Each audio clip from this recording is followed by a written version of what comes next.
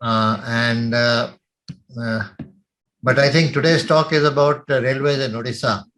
Odisha has always been and still is in a grieved state that they have got a very small share of the railway network, beside being very rich in mineral resources and having a very long coastline.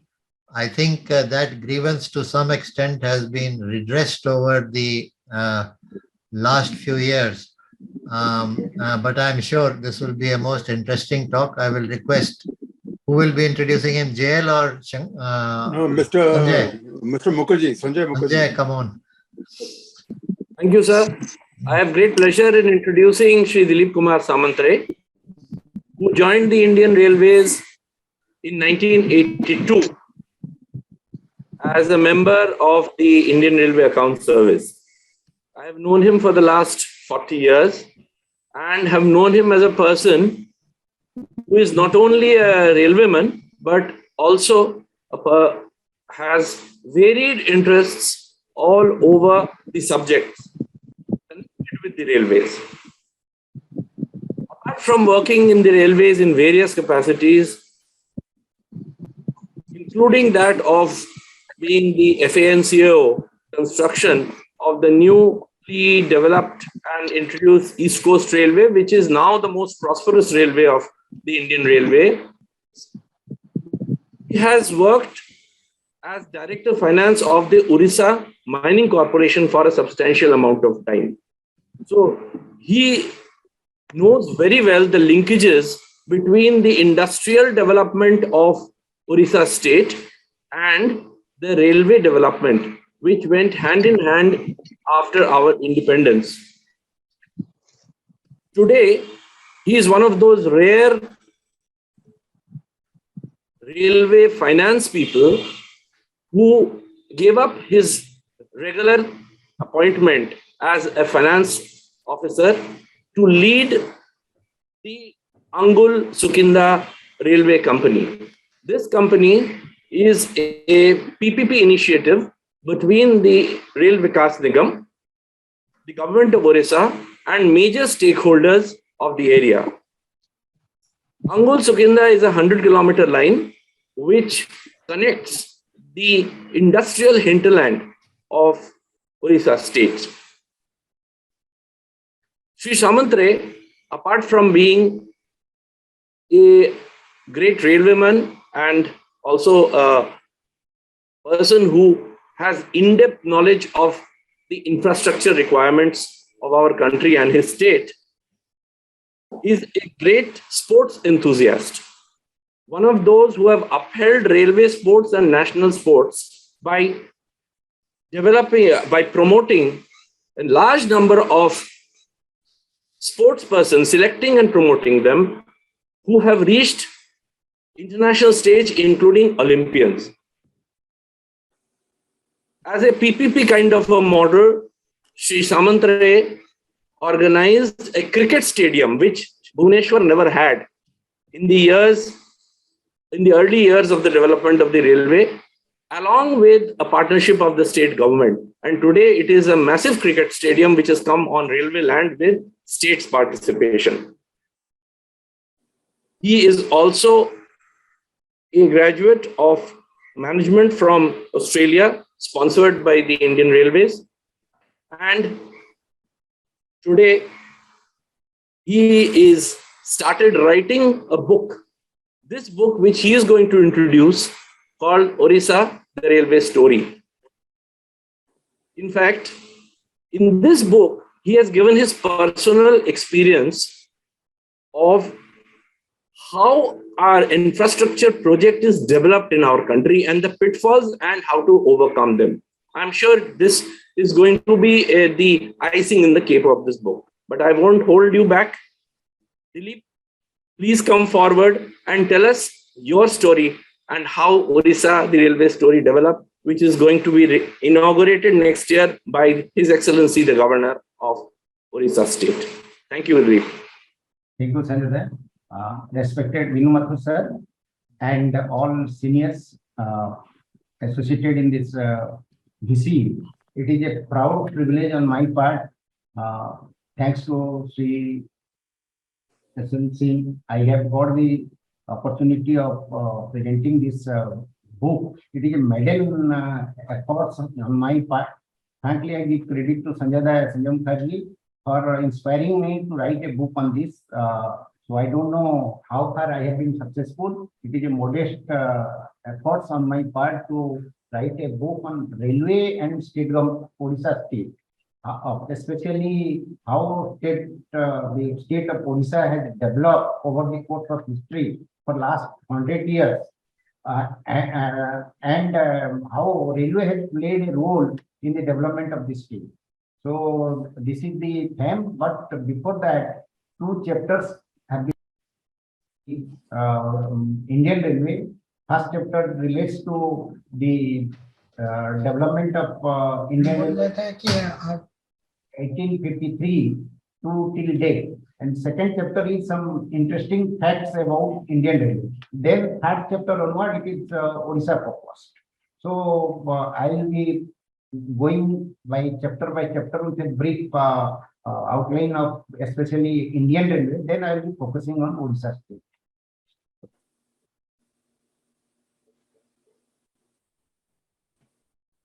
Sir, to start with, Indian Railway, the word Indian Railway was first used by R.M. Stephenson in 1847. This actually, Mr. R.M. Stephenson, I need not talk about him because all of you know about him. He had been the one of the pioneer in piloting the concept that railway should come to India. So he first used this word Indian Railway in 1847, when what to speak of Indian Railway, even the India as a polity, integrated polity was a some sort of a concept. It had not actually materialized for some time, and after independence, the railway kept the country, kept India in combined position. Plus, it has been the lifeline of the nation. So from that day, 1847 to or 1853 to till date, Indian Railway has played a very significant role. These have been very briefly discussed in this book, and I have referred to a number of books, periodical magazines, while collecting information and data about the development of Indian Railway since 1853 onward. Next is the railway actually came to India in 1853. It is very heartening that railway came to India only within 30 years of its introduction in Europe. That was in 1925. So that way, we are not very late in getting the railway on our Indian soil. And as you know, the prime consideration for bringing railway to India from the Britishers, particularly British industry and trade, was promotion of their trade and commerce. Trade and commerce, especially, it was their target was to import cotton from India. That was their target. That actually all the history is well known, so I may not elaborate. Very briefly, it has been discussed, especially focusing to those non-railwaymen who may not be knowing about a basic history of Indian Railway that has been brought out in the book. Then actually from post 1857, that is first war of independence, military and strategic consideration took priority. Incidentally, before that, both R.M. Stephenson and father of Indian Railway, Dalhousie, had suggested that railway coming to India will be serving military interest, and it really proved in 1857 when the first war of independence broke out, and from Howrah side, a small troop was mobilized to cross the rebellion there. So that way, Britishers realized that military expansion point of view and strategic point of view, railway expansion is very essential. And from that, they started focusing on expansion of Indian Railway. development of Indian Railways from steam age to electric age via diesel age has been very elaborately brought out in the book. And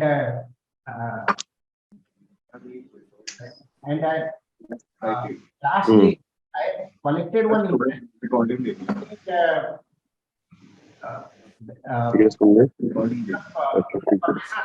it is way back to 1936. It is from a Oriya author who had collected this information. This is about Indian Railways feature. How total number of employees were about 7.8 lakh in 1936. What was the composition of British and Euro-Asian employees? All the data. What was the revenue of Indian Railways that time from first class, second class, interclass? Then all parameters have been given. Interesting part is what are the penalty for boarding and deboarding from running train. Then smoking without the consent of co-passenger. It was those days. It was 20 rupees in 1936. Then similarly on unlawful alarm chain pulling, dog ticket. All these interesting facts, information have been put in this book. This right hand side, what you are seeing, this is a vernacular advertisement of 1936. BNR Railway had published in a Odisha newspaper long back, that is 1936, when the Second World War was in the peak. This was a advertisement dissuading passenger to board train or to carry out train journey because there was a war situation. It was especially and with the apprehension that Japanese may attack the trains, so people were discouraged to travel by train. This is a old newspaper advertisement I have collected and put in. Then second chapter is I have given the title Known and Unknown Facts about Indian Railway. Most of the facts may be known to our railway expert, but for the common man, this will be very interesting thing. First is the concept of class in place of caste. As you all know, by the time railway came to India in the mid 19th century, it was a caste-dominated society. Everything was seen from the prism of caste consideration. It is because of the railway, the concept of class came. The trains were having generally 3 number of classes, but there was also one interclass. But majority of the native, they were traveling by third class because Indians were not allowed to travel by first class or second class, which was reserved for Euro-Asian or the Europeans or Britishers. So by traveling in third class, all people belonging to different section of the society, mainly different caste, they had to share the same agony, same problem. Without light, without fan, without toilet, they underwent the suffering, and they developed a sense of common feeling against the Britishers. So that way, the railway has been responsible to imbibe a concept of class in the minds of the people in place of caste. Of course, caste was still dominant, but a sense of uniform feeling came to them because of the discrimination they experienced while second is the history about the laboratories in train. Laboratories in trains for many years there are no laboratories, and how third class passenger or the passengers who were traveling in lower class, they were kept under lock and key by the European TT, and after a long journey only they were being opened so that they can use toilet or take bath. Interestingly, besides the harassment, while doing this book, I found out, Mathur sir will be knowing, Sanjay also will be knowing, we have got a station at Barampur, towards the Patak, Visakhapatnam route. I checked up in that route, even today, small ponds are there nearby to station area. When I inquired about what is the reason of having small ponds near the railway station, the people, old people, they explained that when in old time there were no lavatories or toilets, the trains used to stop there at like station like Berhampur for half an hour, and people used to take bath and do their rituals. So that is a very interesting thing I could discover during while writing the book. Then next is the development of catering services. Development of catering services for common man. I have elaborated how it developed, how there were two distinct class. It was mainly reserved for European on the while traveling on the train, and other people they had to. Actually, there was a system. One of my very old veteran Air Force men shared with me. Even till 1950s, the train like Madras Mail used to stop at station like Berhampur, and dinner was served on the platform. It was neatly clean with this banana leaves. People were served meals, and after the meals were over, the people will again board the train and go. In various stages, how catering service has developed, that has been brought out in this chapter. Similarly, railway timetable, station clock, all these interesting facts about timetable, then the nostalgic feeling about seeing a station clock today or an old bell at station premises, that has been brought out. Next is the saga of eight-wheeler. Eight-wheeler starting from 1877, Allahabad, how it has developed through the years, and it became almost part and parcel of railway journey.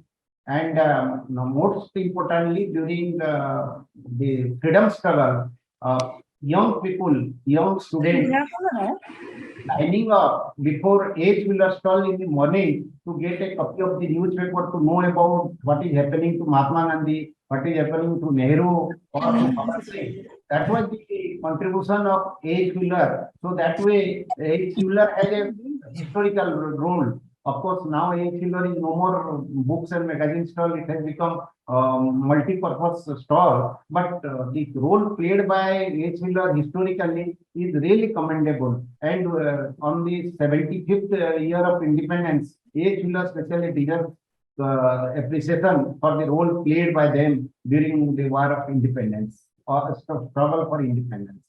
I have brought out a small chapter, not chapter, a paragraph on Anglo-Indian and Indian Railway. This is a very interesting part. I have collected a lot of data about Anglo-Indians.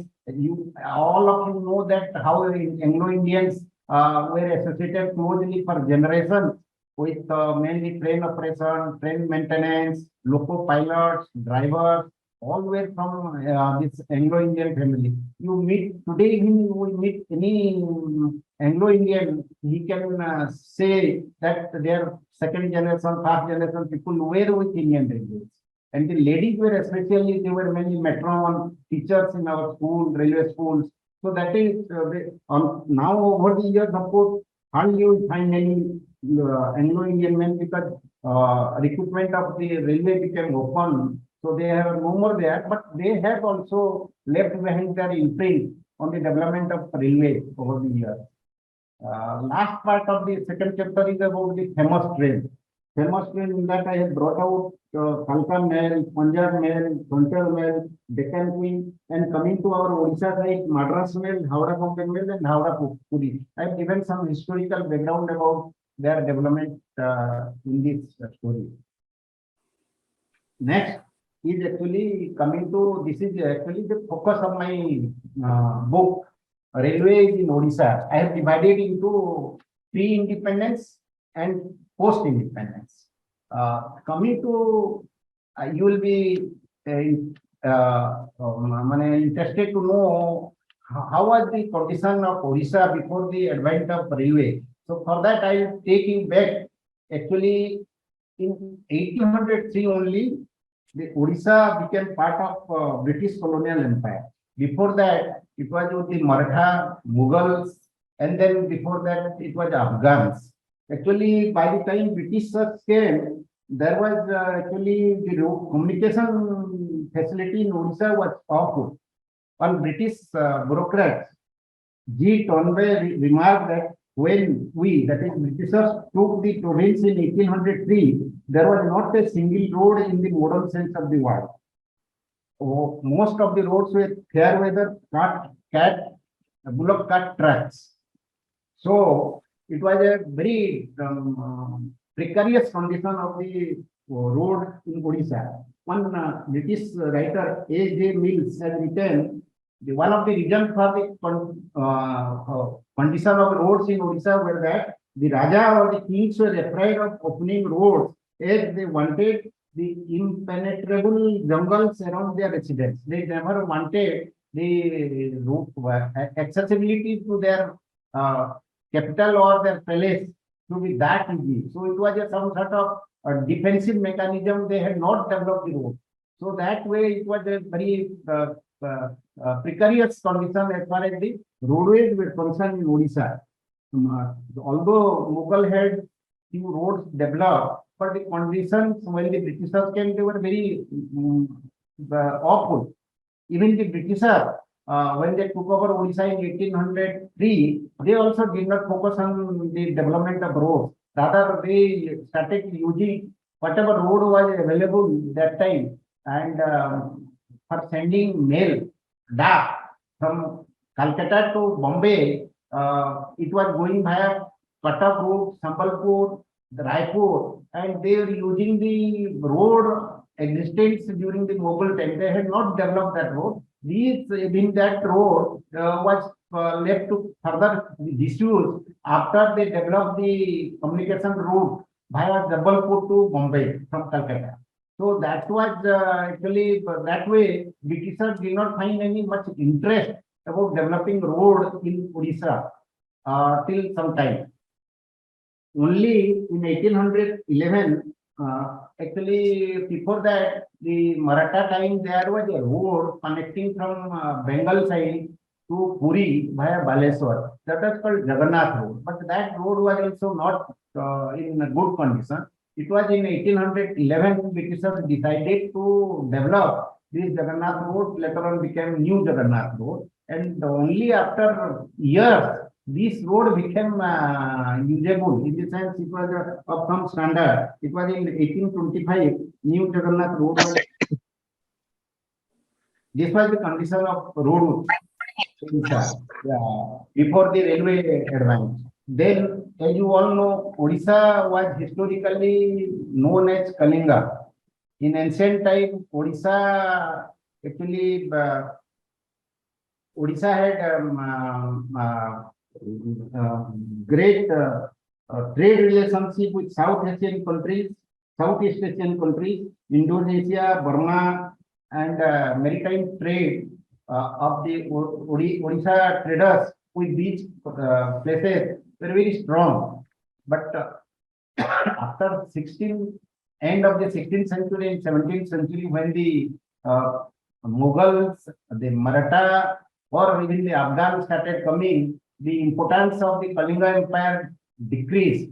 And by the time 17th century came, the Britishers, by that time they had come to India with trade interest, they had taken over the sea route with the permission of the ruling authority of Eastern India that time. So they discouraged development of ports in Orissa. So whatever ports were there in Kalinga state time, that had also gone into disuse. Only small ports were available at that time. So what happened in 1866? You see the importance of railway, how it could have saved millions of lives had it been developed that time. In 1866, there was a great famine in Odisha. Actually, 1/3 of the population people died because of this famine. And during that time, one of the reasons why so many people died, because rice could not come from Calcutta to the rescue of Odisha people, because the ports were not having facility of receiving bigger ships. So, for example, one ship came from Calcutta in 1866.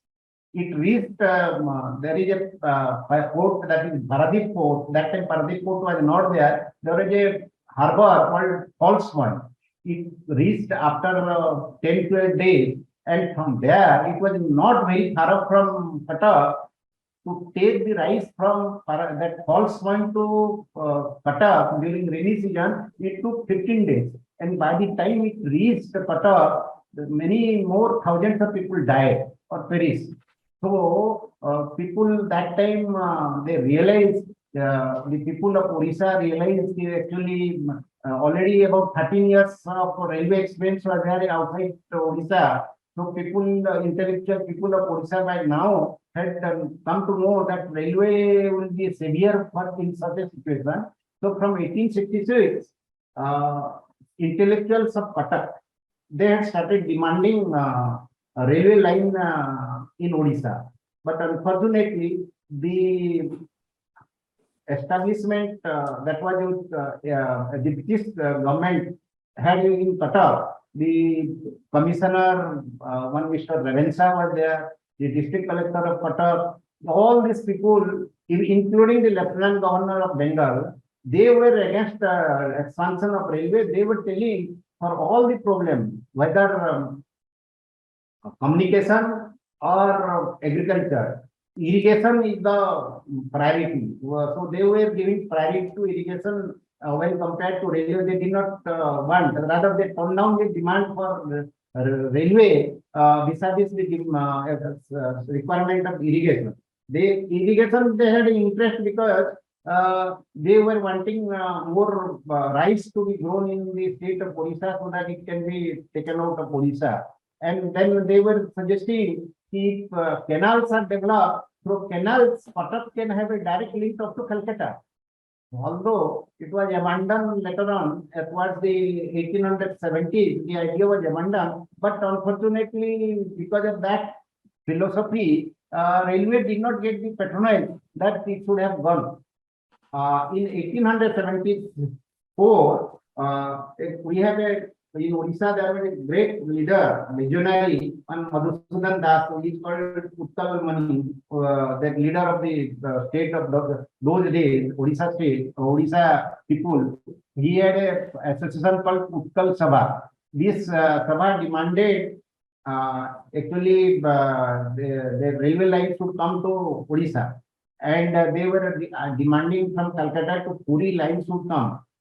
You will appreciate Baleswar is a township in Odisha, and Baleswar happened to be when Calcutta supposed to be a village. Baleswar was a small town, so Baleswar had that kind of history. In Baleswar, lot of conscious people were there. One Jamidar was there in Baleswar. He led a movement, and the Baleswar Railway Committee was formed. In Baleswar Railway Committee in 1881, they demanded railway connection from Calcutta to Puri. Interestingly, these people are so enthusiastic, they raised 3,50,000 on their own to supplement the funding for railway line from Calcutta to Puri. But unfortunately, the British government, they consider the railway line to Cuttack from Calcutta will be too expensive. As you know, from approaching to Cuttack side in Orissa itself, number of major bridges were there, and constructing bridges on these major rivers would prove expensive. That's why they did not recommend for railway line in the early part of 1880s. Then what happened, the country experiences a number of places in India experienced famine. So the famine commission was appointed in 1880, and they actually came to India and they recommended for expansion of railway line. They recommended, the famine commission recommended that to at least another 20,000 miles of railway line should be constructed, and immediately at least 5,000 miles of railway lines should be constructed on priority basis. So that is how there was a shift in the attitude of the government for expansion of railway.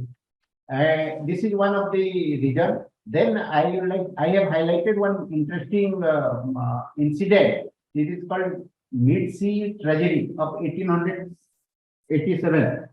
Actually, as I have explained you, from Calcutta to Puri, there was always a demand that pilgrims from Calcutta were interested to come to Puri.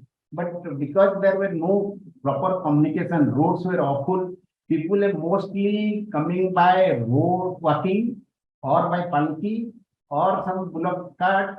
This was the normal course. But the road from Calcutta to especially up to Baleswar was full of forest, dacoit infested area, and it was dreadful. So the people actually they were scared of coming by that route.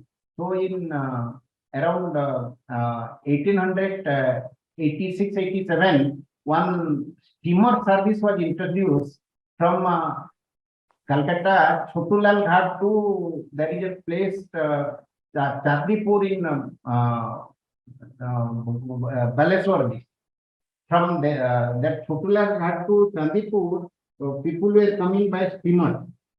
There was a Chandipur, not it is Chandbali. So Chandbali was a small port, so they were coming up to that. So once in 1887, one that big steamer called Lawrence, name was after one viceroy, John Lawrence. That steamer was coming, and actually in the mid-sea there was an accident, and the entire steamer was drowned.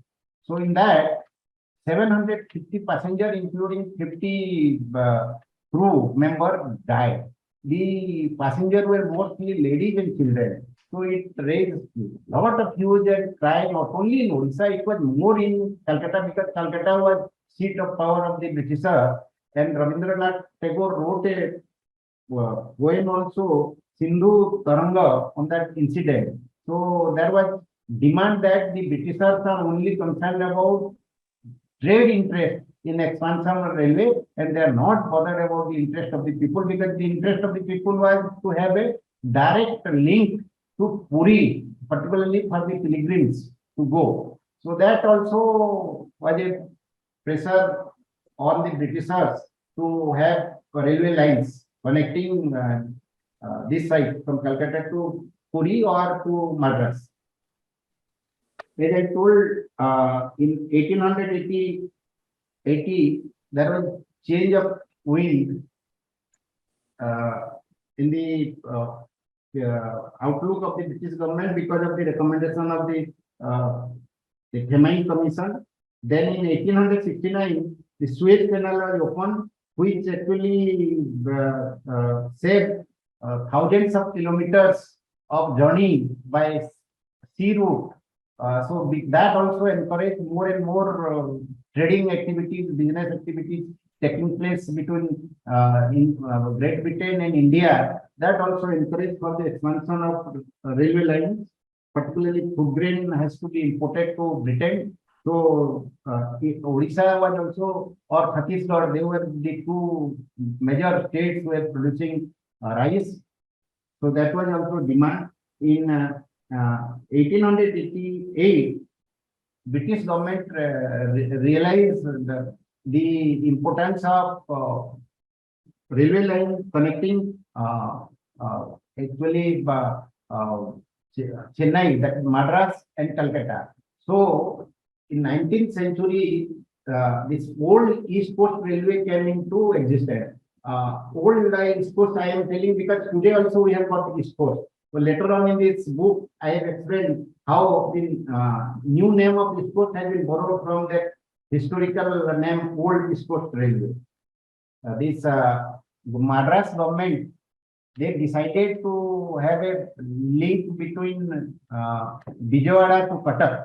So the survey of railway line from Vijayawada, that was the junction point of Southern Maratha Railway and Nizam of Railway to Cuttack, that is about 516 miles was ordered in September 89, and the construction work actually was challenging in the sense, besides Mahanadi, there were 5 subsidiary of Mahanadi river. They had to be constructed, and the Mahanadi river was the most challenging.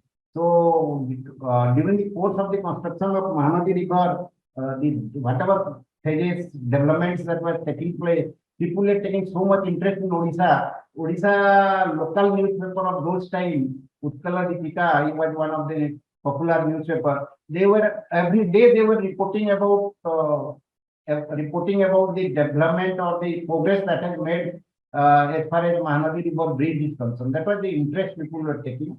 Actually, only in 1900 this bridge was completed. But before 1900 itself, the train started running between Howrah and Madras side. Because when I go to the next part, I will be explaining that in a fair weather situation, they were laying the rails on the side of the river, and the Mahanadi person rail was covering, passenger train was covering and passing through. So, but after 2 years, in 1900, the Mahanadi river was completed. So there is all weather link from Madras to Howrah by 1900.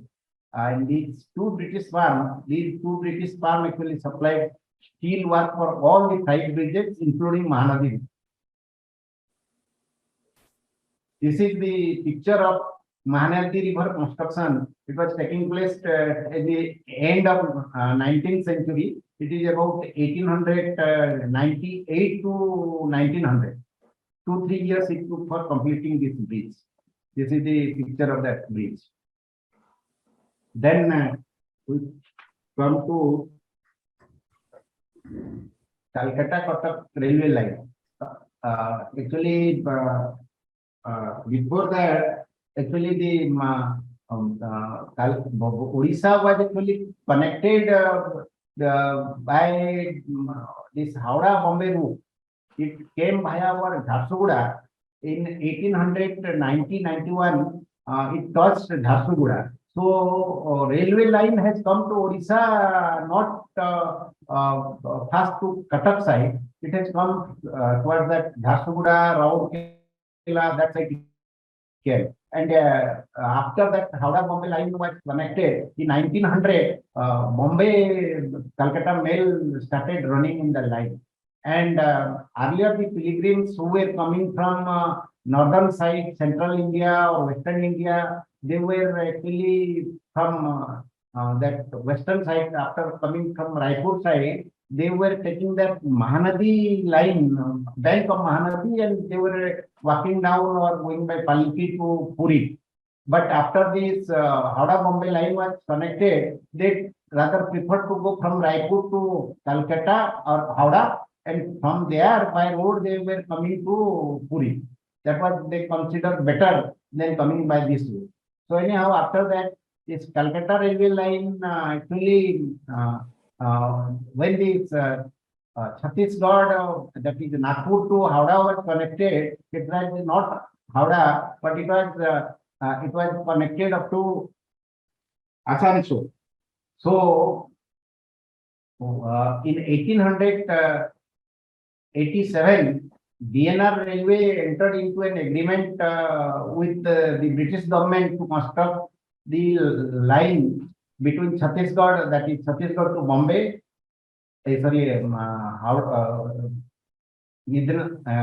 Asansol, and after that, this is the line that is the demand came, but Madras to Calcutta side should be connected.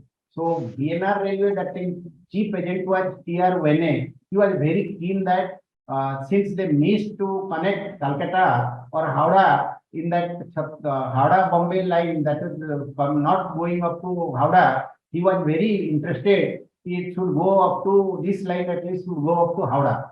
So government of India sanctioned the investigation of Howrah to Sini line in 1889-90, and a line from Midnapur to Calcutta was also sanctioned, and a survey was done in 1893-94. So in 1894, Government of India sanctioned the rail line construction from Sili to Calcutta and Midnapur to Cuttack. And the whole section was opened in 1898-99. I was telling Mahanadi Bridge was completed only in 1900. So for 2 years in the Mahanadi Bridge, it was fair weather journey of the train that was taking place. Interestingly, the railway line between Midnapur to Cuttack could be completed in 3 to 4 years with a cost of only 5.14 crore. It was so fast and so economical this day. Of course, 5.14 crore is quite a big money, but still it was economical. Then I have a small story about Vienna Railway, Vienna Hotel. Actually, Vienna Hotel incidentally celebrating its centenary year. As you all are railway background of intellectuals, so I may not explain much about Vienna Hotel. It is one of the premier hotel, prestigious hotel of one time. It was supposed to be the only hotel in Eastern India where the Britishers would come and relax. Till independence, it was reserved. It was only reserved for European and only ICS officers. And it was declared as a heritage hotel by Government of India in 1998. And today, it is, as you all know, it is being managed by IRCTC through a private agency. And I have brought out a very interesting story incident about this Mr. Galbraith. Galbraith was the American ambassador in India. He was a very tall man. So in 1961, he wanted to visit Vienna Hotel. You see, the Vienna Hotel was always popular or known for special hospitality, good hospitality and good food.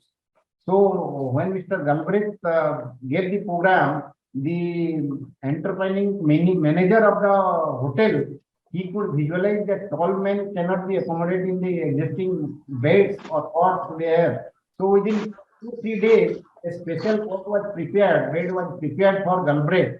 So when he visited his wife, he was so impressed. He wrote a letter to General Manager of Southeastern Railway about the hospitality care taken by the hotel.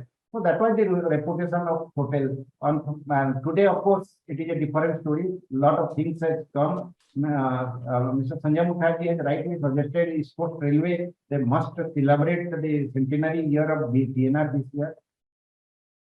I come to the most important part of my chapter. In this chapter, impacts of railway in Odisha. Actually, this is actually the crux of the story. What was the impact of whatever small scale railway came to Odisha? It has a very significant bearing on the life, economy of the people of Odisha. First, it made the dent or change in the perception of the people. Till the time railway had come to Odisha, the people perception of the world was confined to 2 to 3 miles. All their social or religious or alliance marriage were taking place within 2-3 miles radius. They were having the better system within 2-3 miles. They were not going outside. Even people who were going in pilgrims.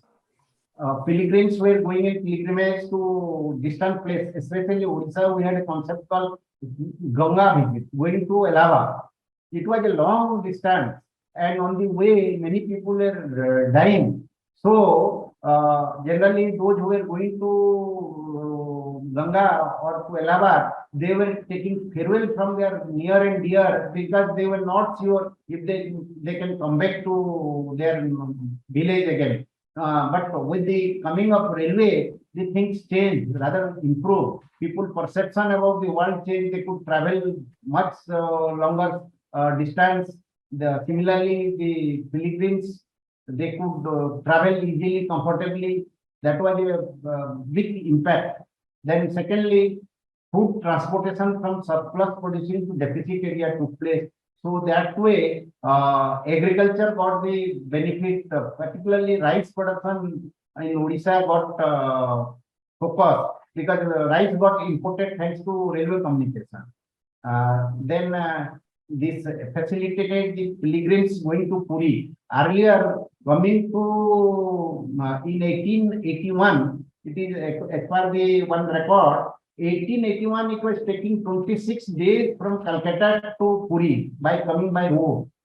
But once the train started, it took less than 2 days, 1.5 days, they were able to reach Puri. So it really greatly facilitated the pilgrims because on the way, according to one estimate, every year about 6,000 people are dying because of the various diseases and various issues. So that way greatly facilitated the pilgrims going to Puri. It increased trade and commerce naturally, and it had an adverse effect on seaborne trade of Odisha. Earlier, even materials were getting transported to Calcutta by sea route. They were taking 4 days, then it was theft prone also. But once the train came, transportation became easier and even cheaper. But another, the rice production at the cost of other crops. So this affected actually the other crops getting produced. So that is actually, that was another effect. And young men, because of the trains, a lot of young men started going to Calcutta and Jamshedpur.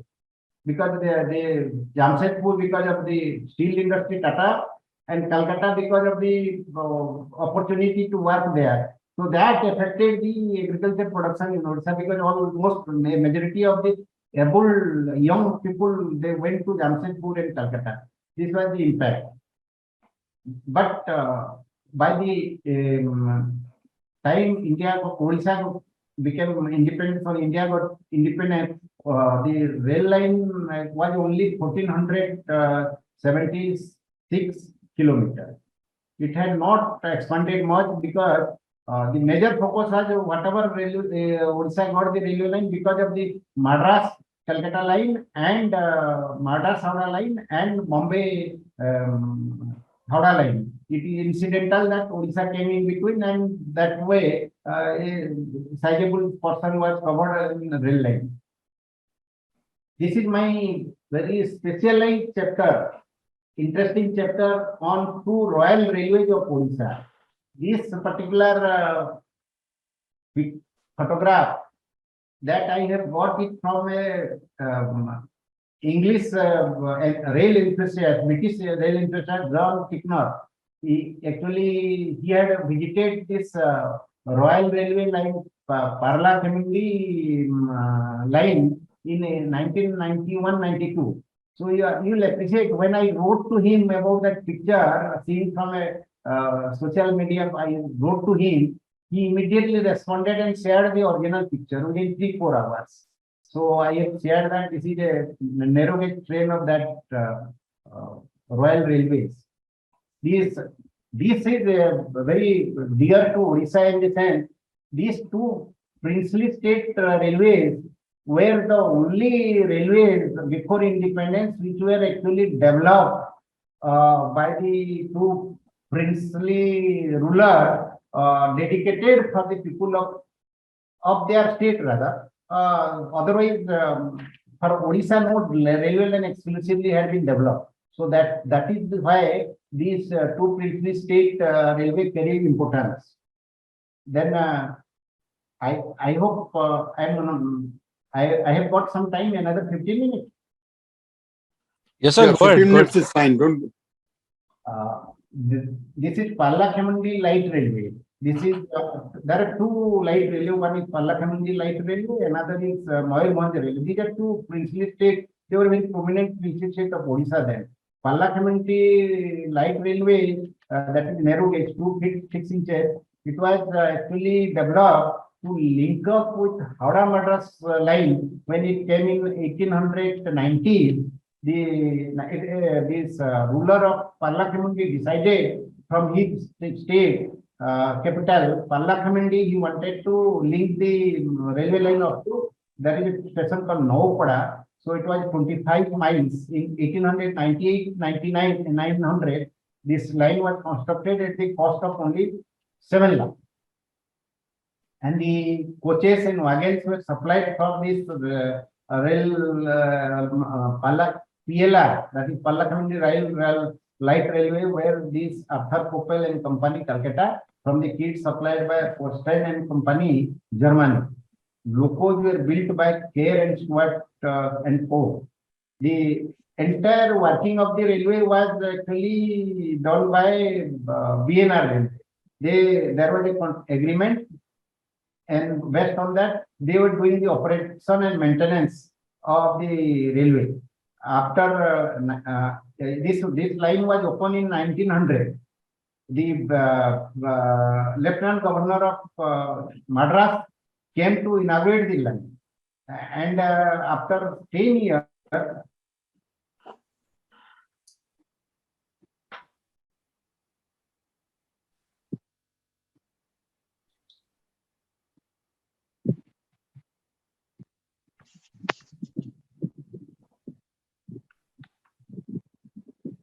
Railway has helped in a movement called separate Odisha state. Actually, those days, Odisha in early 20th century, Odisha had no proper communication. Road, as I explained, were awful.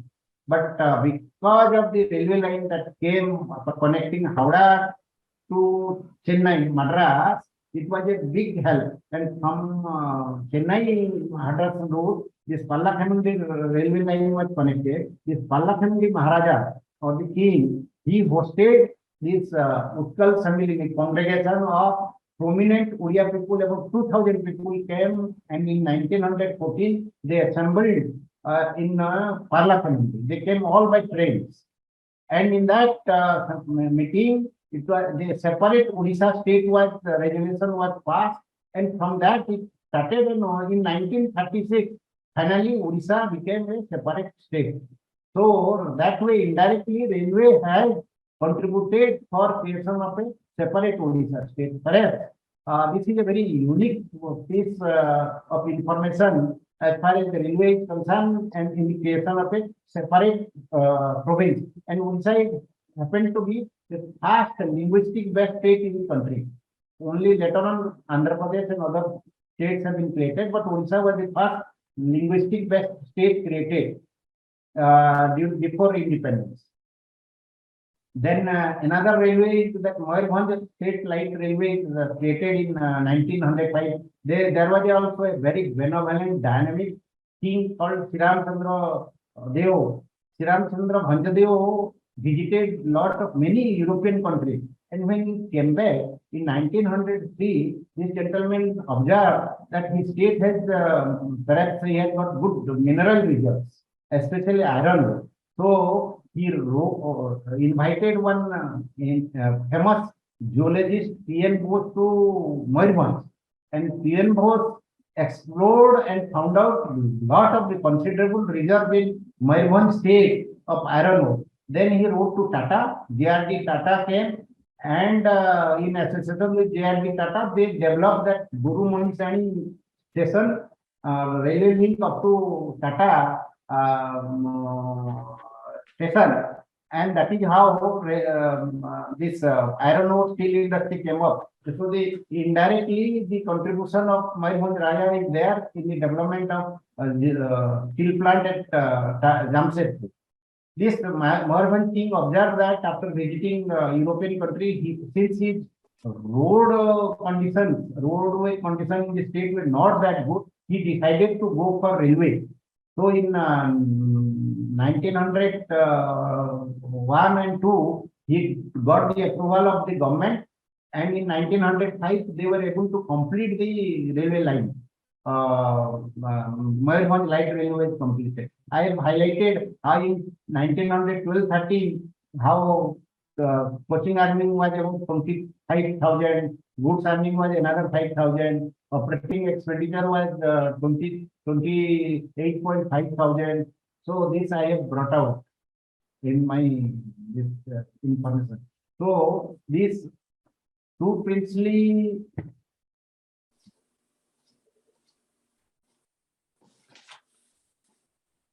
these goods of railway for the rail enthusiasts, particularly non-railway people. I have brought out the details of the narrow gauge locos who are preserved now, which are preserved now in various places of the country, in Visakhapatnam, in Bangalore, in Madras, and in Puri. I have written the details of where they are located so that people can when they visit those places, they can have a glimpse of that old narrow gauge loco of these two princely states.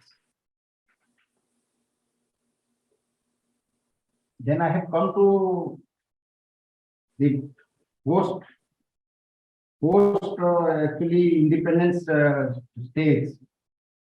Post independence during as I told, Odisha at the time of independence, it was only 1,472 kilometers of railway line. Odisha is a minerally rich state. It has got 33% of iron ore of the country, 26% of the coal, 56% of the bauxite, 29% of the manganese, 89% of the chromite. I have worked in the mining sector. A lot of potential is there. So far as exploration of the mineral resources of the state, but besides other factors, non-availability of rail connectivity at mine site at many places is coming on the way of development of these mineral resources of the state. Post-independence, few lines have been constructed, no doubt, especially to connect mines. But even today, the road density of Orissa, as far as the railway is concerned, is only 16.8 kilometers, whereas the national average is 20 plus. And only 2,600 odd kilometers of railway lines are there in Orissa even today. So there is actually Orissa today, you know, is heading for being a major manufacturing hub. Already 20% of steel production is from Orissa, 15% of aluminum production of the country is coming from Odisha. There is a program target of steel production of 100 million tons per annum. Then 50,000 megawatt power generation, 15 million ton petrochemical, 30 million ton of cement, and 8 million ton of aluminum in Odisha. So there is a great need to expand the railway network in the state. Transport sector is an important component of economic development. Unless transport sector, especially railway, is developed, mega infrastructure industries, they cannot develop. So Odisha state has realized that, and government is very much keen to encourage and participate with Ministry of Railway as far as expansion of railway line is concerned. Odisha is one of the few states which has come forward to offer free land for railway line. Khurda Balangir line, Mathur will be remembering this Khurda Balangir line is a long pending railway line, but since 2015, Odisha government has come forward. If they will be giving free of cost land for this, and 50% of the cost of the project Odisha government is bearing. So also other rail line they are giving even mining project. When I go, they have given equity participation and lot of other relief for encouragement of railway line in the state. So this is a railway. Fortunately, with the present railway minister, Odisha is in focus state. So this is the best time so far as Odisha is concerned for the development of railway in the state. Yes, sir. Then I come to my own chiefdom, that is PPP model in railway. I need not explain this about the PPP mode, as you all know. I still come to my project. This is a Anupul Sikinda railway line is being constructed under PPP mode because after 1997-98 railway could not mobilize funds, so they have resorted for PPP mode as far as construction of this very important line. This line is a length about 98.4 kilometers. Track kilometer is coming about 132 kilometers. This line will connect railway line to at both ends as a shorter route for coal and iron ore movement. So for that, in 2010, SPB has been formed by signing a consensus agreement between Ministry of Railway and the SPB Anupul Sikinda Railway. After the formation of the SPB, I have brought out various issues and problems encountered in the execution of this SPB model. This is direct experience, my own experience of this project. First was the concept of SPB or PPP model is that government will give part funding and a major share of equity should come from private sector.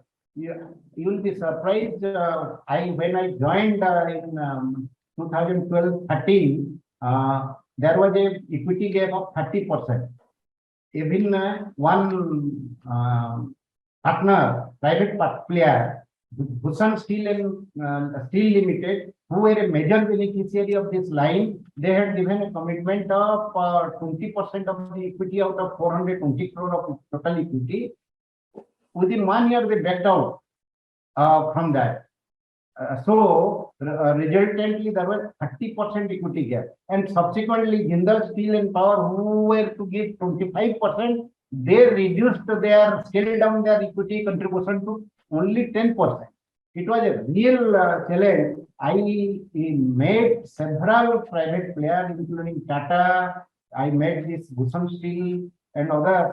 Most of them, their observation was this rail line is a long gestation period project.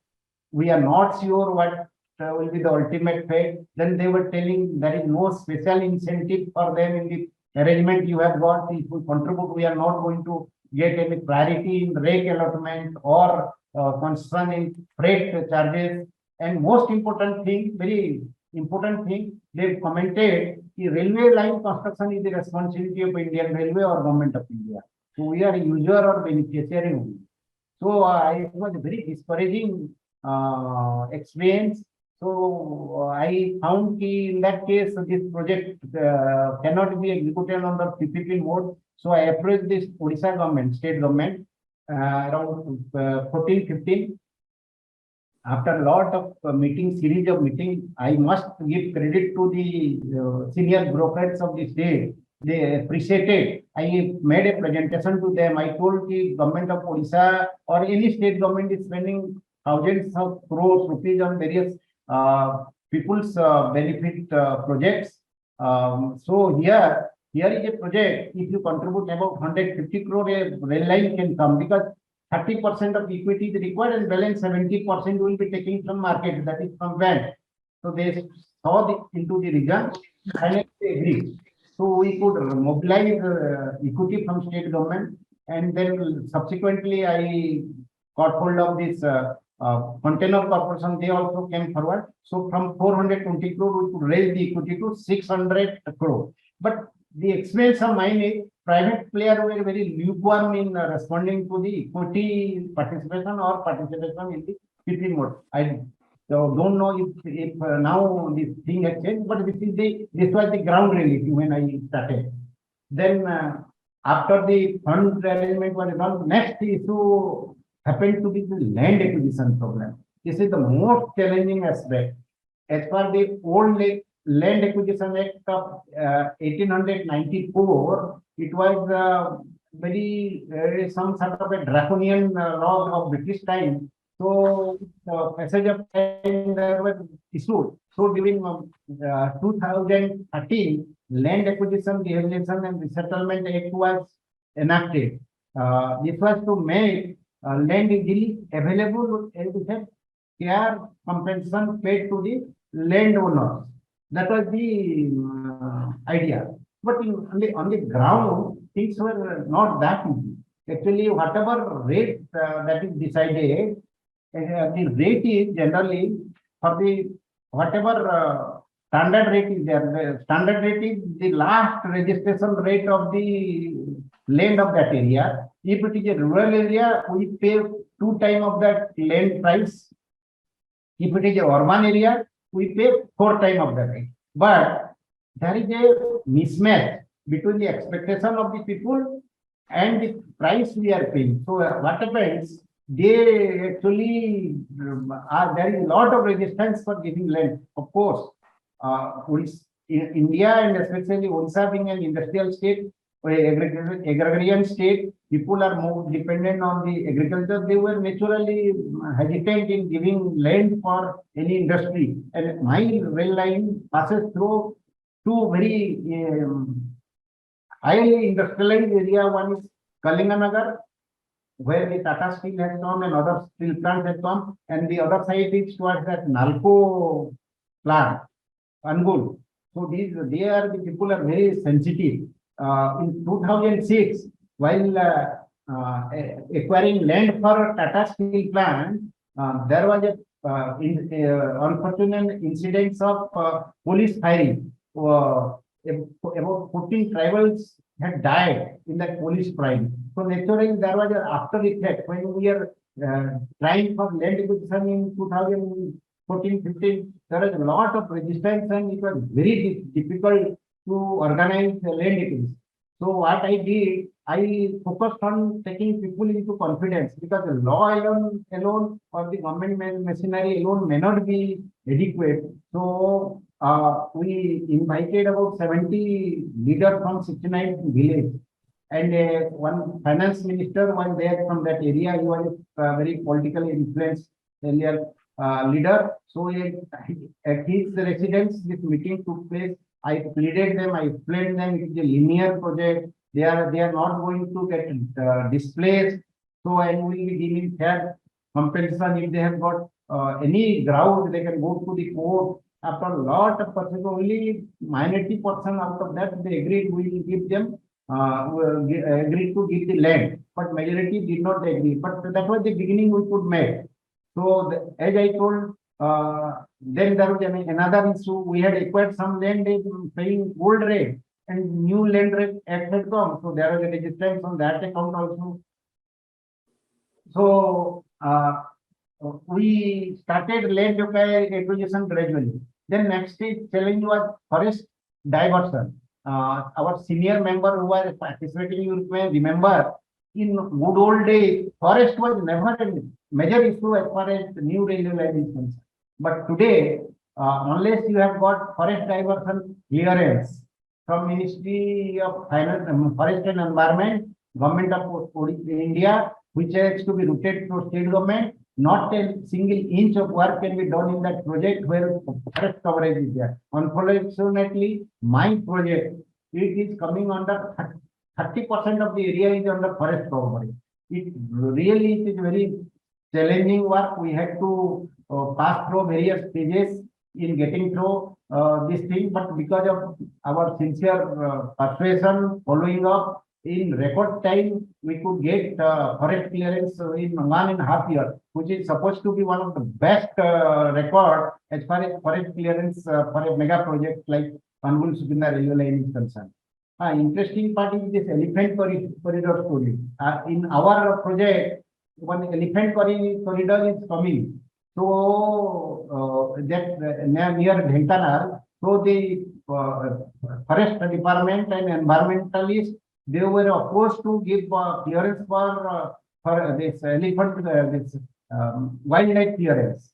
Anyhow, after series of meetings, these people demanded that we must provide 16 number of underpasses for elephant to pass through the railway line.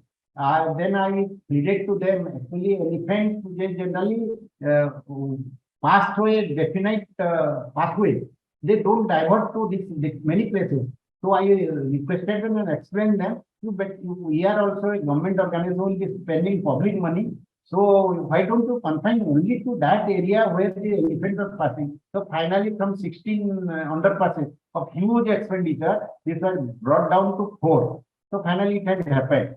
One tragic incident actually while doing the execution of the project, unfortunately due to some negligence of the power supplying agency, there was a tragic incident in our work site, in a bridge site, and 8 elephants died. It was a very tragic incident. It is a lesson that while executing project, this aspect must be taken care of, because human life, elephant life is also equally important. And another plus point about this project is PMO. It is coming in the PMO monitoring project scheme. So every quarterly, the chief secretary and additional secretary to PMO, they participate in the meeting. This is the elephant path I was explaining. They generally pass through in a definite path. So this is then shifting of infringing utilities. That is high tension line which is existing. That is shifting also is a big challenge. It has to be coordinated with so many agencies. This agency name I have given. It was a very Herculean task for me to coordinate with so many, and 16 places we had to relocate the existing high tension lines, and it took nearly 3 years for completing this. So this is another hurdle that comes on the way of execution project. Yes, this is very interesting experience. I would like to see a financial closure.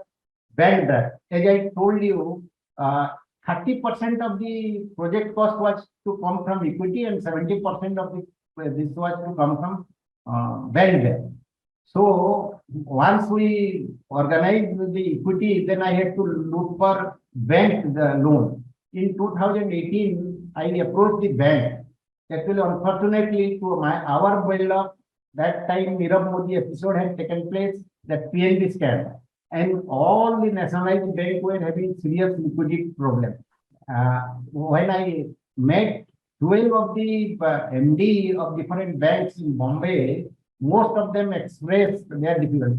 Another problem about SPV project, PPP model, is that while approaching the bank, we have no sovereign guarantee or comforts letter from Railway Ministry.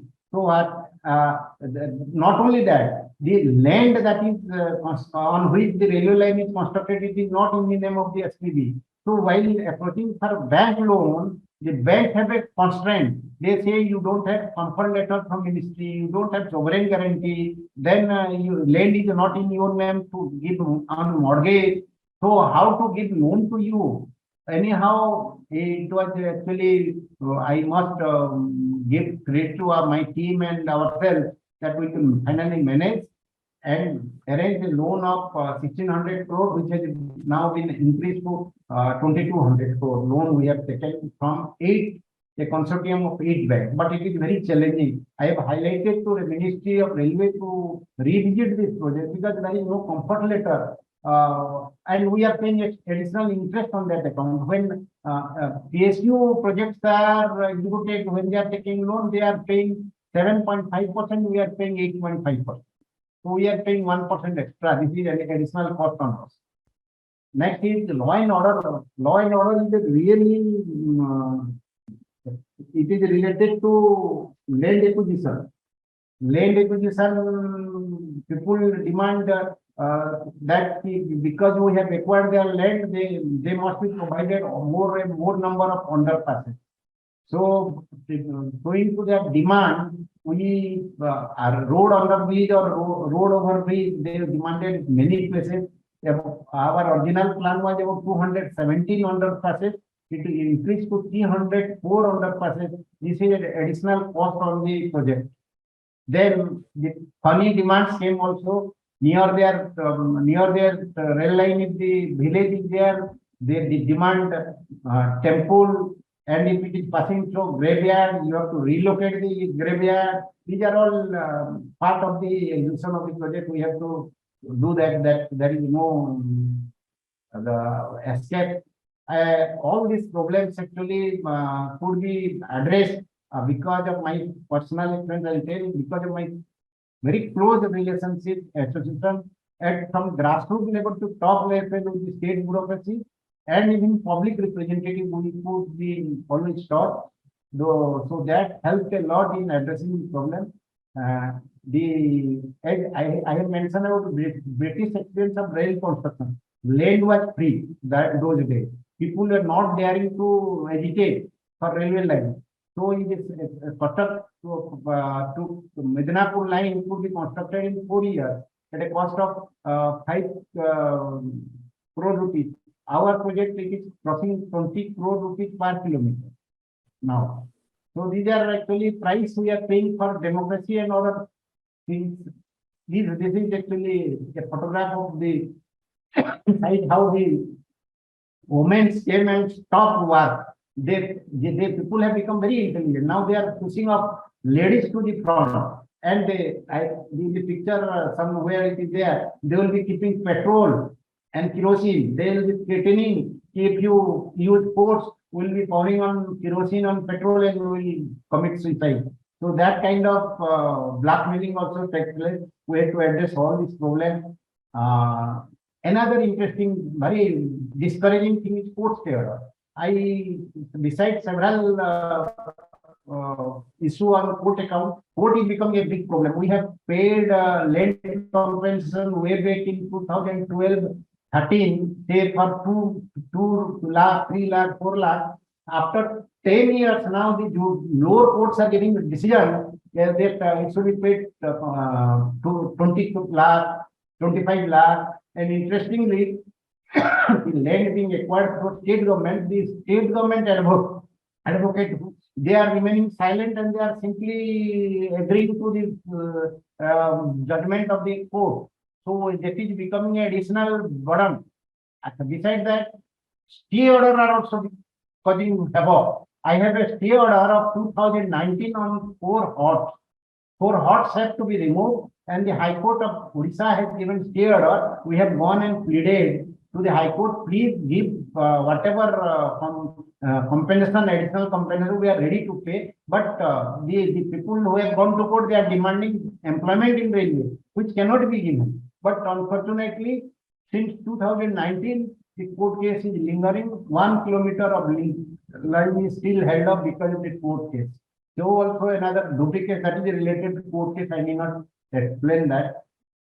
Our project also got affected because of the epidemic and unfriendly climate.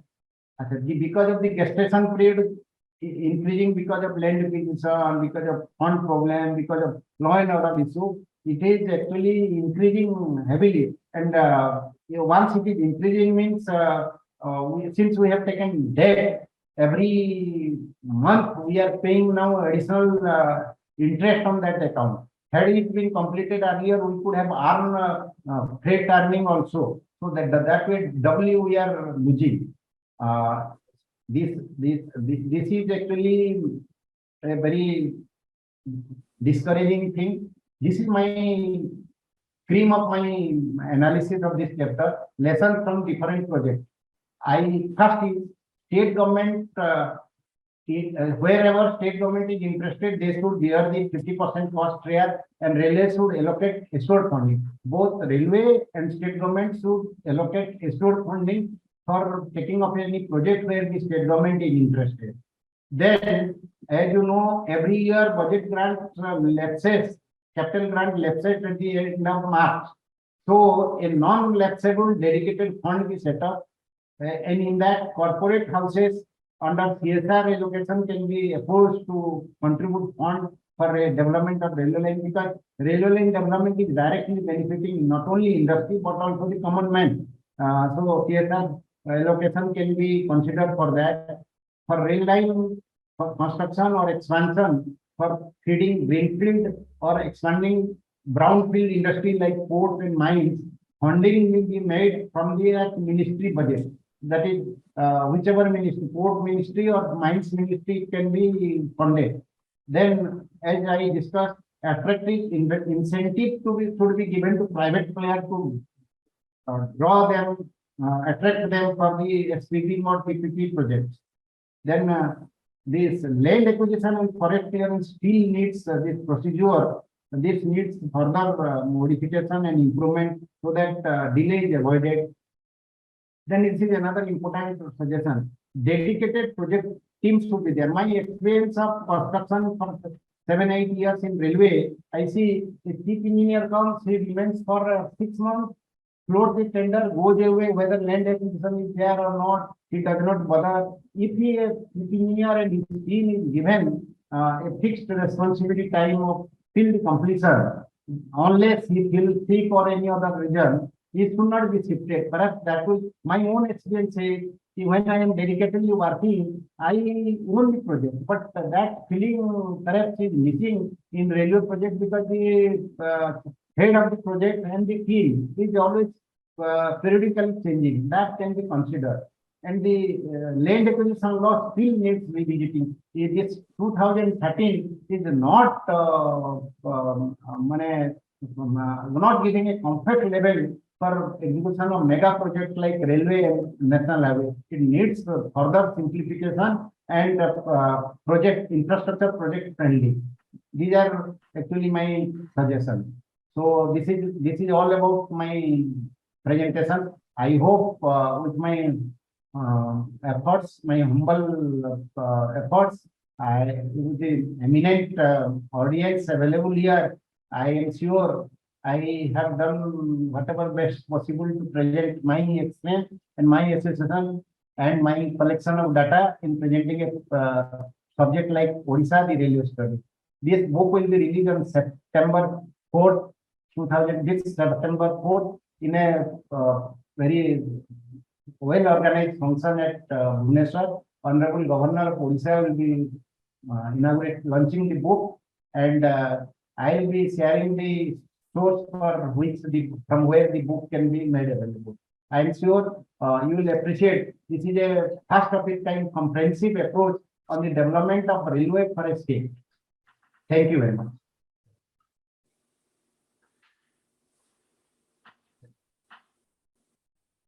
Well, thank you, Dilip, for a most interesting talk. I would just like to ask the members whether there are any questions, queries, or comments. Sir, Apurva Bahadur from Pune. I was hoping your book will have lots of maps because I can see that there is a huge landmass and it is difficult to. It will help us if there are maps in the book.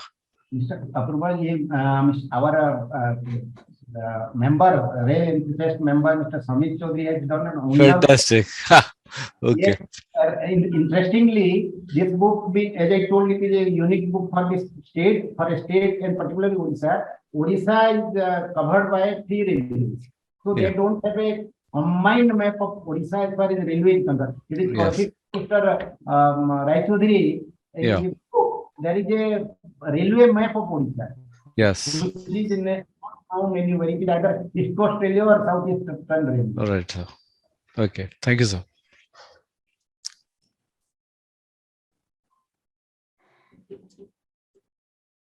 Well, thank you for a very informative talk. You've given us a excellent background of development of railways in India, how it all began, what the situation was like before the railways came, and specifically the problems that you have faced in the Angul Sukinda project.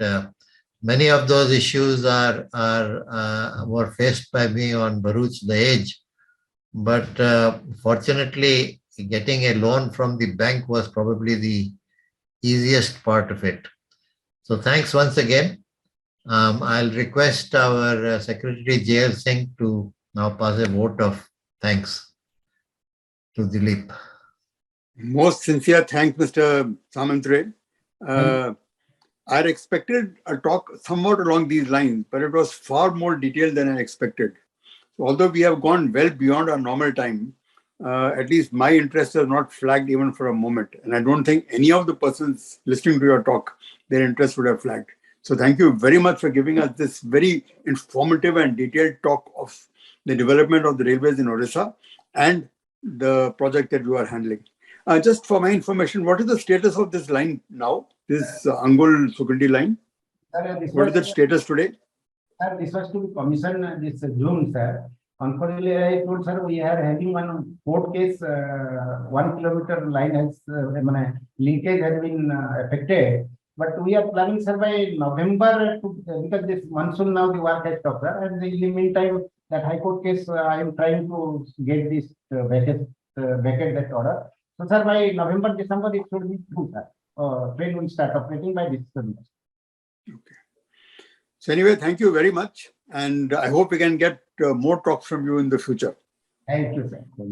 Thank you. Thanks to all the audience and the participants. Yeah. Vinu sir, recording, please share the recording link with me. Okay. Apurva. Thank you, sir.